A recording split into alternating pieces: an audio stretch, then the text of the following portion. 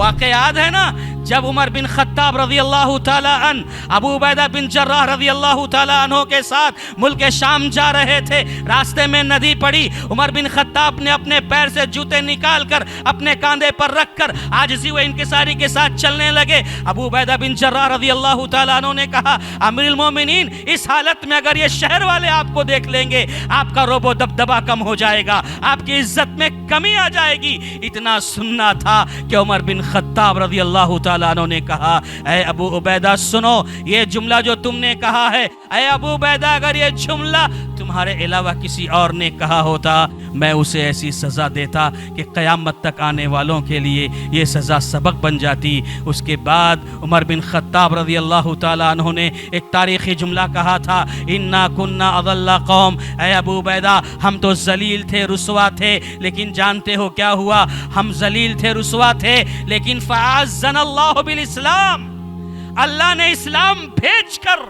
اسلام کے ذریعے ہمیں عزت بخشی ہے۔ میرے بھائیو، اللہ کی قسم ہے، عمر بن خطاب نے فرمایا تھا، اگر اسلام پر عمل پیرا رہو گے عزت ملے گی، اور جو کوئی شخص اسلام چھوڑ کر کہیں اور عزت تلاش کرے گا، اللہ اسے ذلیل کر دے گا۔